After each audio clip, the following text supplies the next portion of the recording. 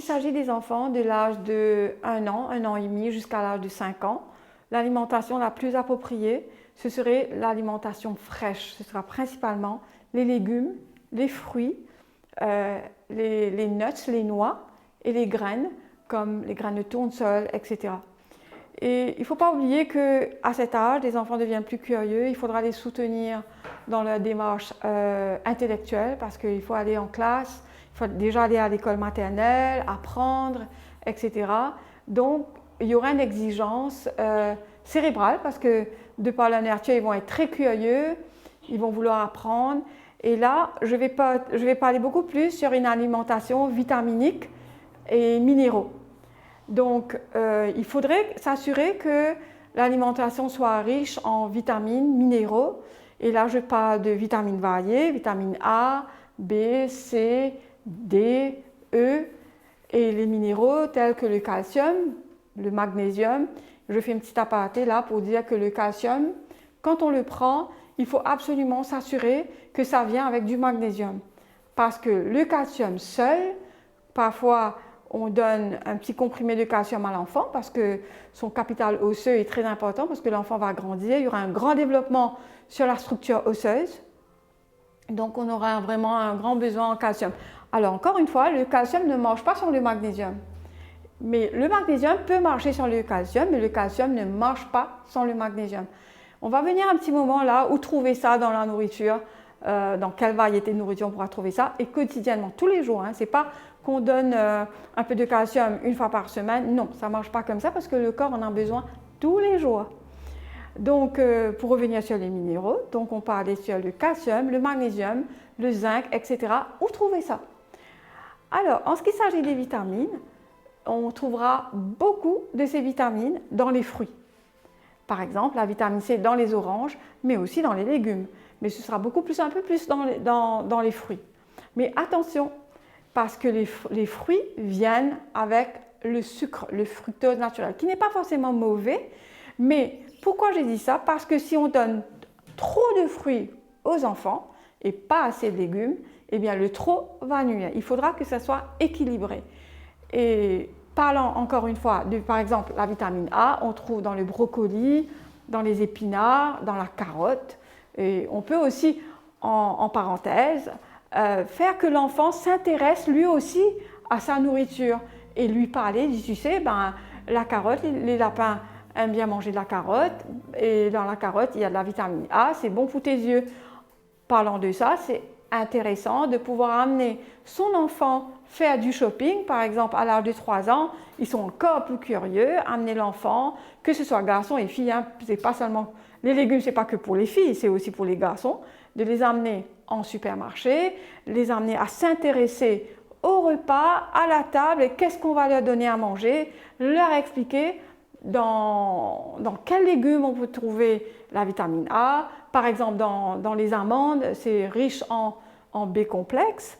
Et parlant de B-complexe, je dirais aussi de ne pas tout le temps donner de la nourriture raffinée aux enfants, parce qu'il n'y a pas grand-chose. Par exemple, le pain blanc, c'est une erreur assez, je dirais grave, nutritionnellement, de donner aux enfants de manger du pain blanc ou bien même de manger du riz blanc. Dès le départ, on peut déjà les intéresser à manger du pain brun et les expliquer pourquoi.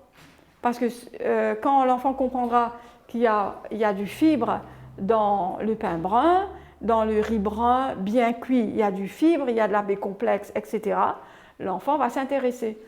Donc, les vitamines se trouvent a priori dans les fruits, mais aussi dans les légumes. Et aussi, il faut faire bien attention aux snacks qu'on donne aux enfants, comme on dit dans le langage créole, les gâteaux. Ça, il faut faire bien attention parce que pas mal d'allergies viennent de là. Par exemple, les chips qu'on achète dans les supermarchés, il y a des colorants, bon, c'est vrai que moi, j'ai dépassé l'âge des gâteaux, mais il y a des marques, il y a du chocolat, il y a des gâteaux riches en sucre, des chips riches en sel. Littéralement, ce genre de nourriture va absolument déranger la croissance de l'enfant. Pourquoi? Parce que, Premièrement, par exemple dans les chips, l'huile qu'on s'en sert pour faire frire ces chips commerciaux plutôt, c'est fait avec de l'huile riche en oméga 6. Et l'oméga 6, en lui-même, il est inflammatoire. Donc, quand l'enfant va manger trop de ce type d'huile avec laquelle on a fait frire ces chips, et en revanche, quand on n'est pas en train de donner suffisamment d'oméga 3 à l'enfant, déjà, on est en train de réduire la capacité de concentration de l'enfant parce que les huiles sont très importantes pour le bon fonctionnement du cerveau. Et on parle justement des nerfs cérébrales, les neurones, comme on dit. Et aussi, il faut faire bien comprendre à l'enfant que le choix est important. Il faut toujours expliquer à l'enfant. Ça, c'est pas bon, ça, c'est mieux. Je préfère encore dire aux parents, si les enfants veulent manger du chips, maintenant, il y a les air fryers. Investissez dans un air fryer.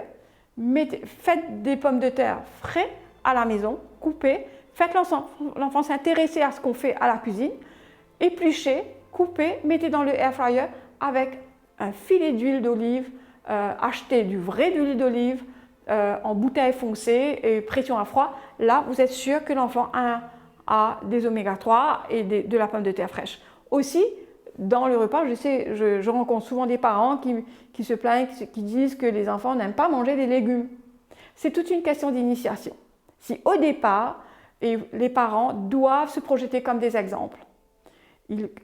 C'est vrai que parfois les parents même n'aiment pas manger trop les légumes et la salade, mais les parents doivent faire un effort, eux aussi, se projeter en exemple devant l'enfant. Donc mettre de la salade, mettre des légumes, et bien sûr un petit bout de poulet, un petit bout de viande, un petit bout de poisson, des œufs, mais initier l'enfant à ce qu'il mange des légumes très tôt dans sa vie.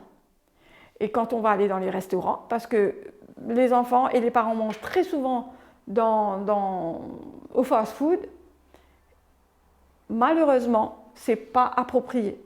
Je dirais même une chose que je le fais moi personnellement.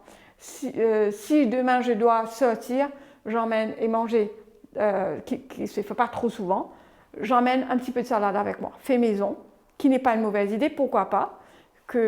En week-end, vous savez que vous allez partir peut-être manger dans un fast-food, dans un centre commercial.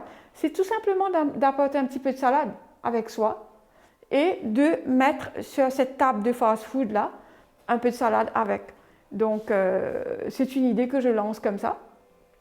Et pour revenir aussi maintenant sur l'hydratation des enfants, c'est primordial de pouvoir faire l'enfant boire suffisamment d'eau tous les jours. De ne pas mettre les gazeuses sur la table.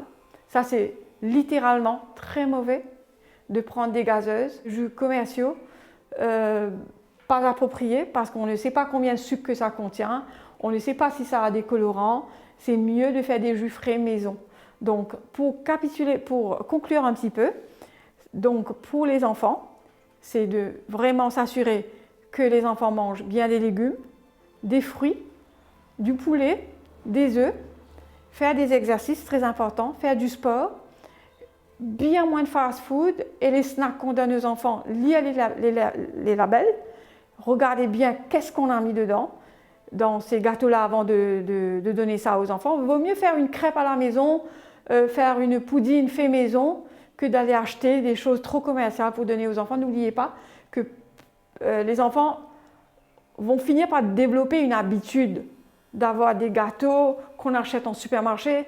Ils vont devenir exigeants. Si on ne leur donne pas ça, il y aura comme une négociation émotionnelle aussi qui va se dérouler.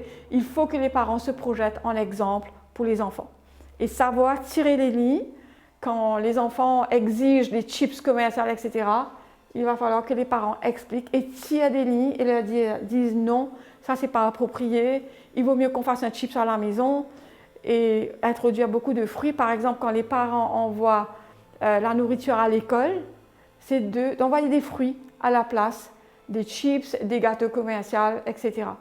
Et aussi de prendre du temps en week-end, si possible, de faire des jus frais à la maison. Des jus de concombre, de pommes et de faire des jus frais. Pour conclure, pour les parents et les enfants, c'est important de savoir choisir, le choix. dans les différentes sections de la vie de l'enfant et de se projeter comme un exemple.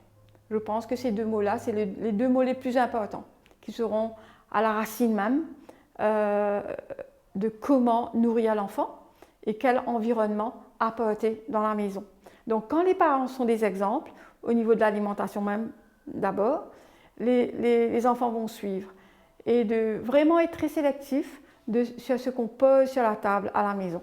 Et d'être très sélectif aussi de la façon qu'on budgète en fin de mois pour les provisions. D'être très sélectif à ce qu'on achète, par exemple. Qu'est-ce que je vais dire par là? Au lieu de dépenser, je sais qu'un paquet de chips aujourd'hui, c'est pas moins de 80 roupies. Vaut mieux prendre ces 80 roupies, aller acheter des fruits, aller acheter des légumes. Et aussi, quand il s'agit du choix des légumes, de vraiment aller beaucoup plus sur des légumes de qualité.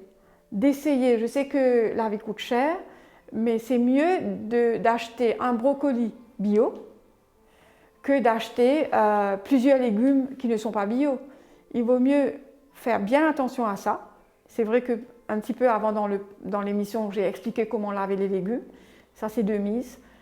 Et de l'autre côté aussi, autour de la table, le repas, c'est d'avoir un respect, d'inviter les enfants et les parents aussi, toujours se projeter en exemple, de manger dans le calme, peut-être même faire une prière avant, de gratitude avant de manger ce repas, et de manger dans le calme, dans la joie, et de toujours avoir un repas équilibré sur la table pour les enfants, sans oublier aussi l'hydratation, qui est très important. À titre d'indication, disons qu'un enfant d'1 an devrait pouvoir prendre un minimum de 2 verres d'eau par jour. Et si l'enfant a 5 ans, l'enfant peut passer à environ facilement 3 quarts à 1 litre plus. Et là, je parle de l'eau pure. C'est-à-dire qu'on ne doit pas faire le calcul d'eau et dire « Ok, l'enfant a bu de l'eau, il a bu du jus, etc. Ça fait un total d'1 litre. » Non, on parle que de l'eau.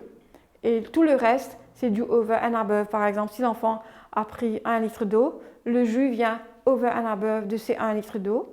Et aussi de faire du sport intelligent, peut-être aussi faire du sport dans la nature, à côté des rivières, dans les montagnes, sur la plage. Parce que le sport va être une partie intégrante du développement de l'enfant.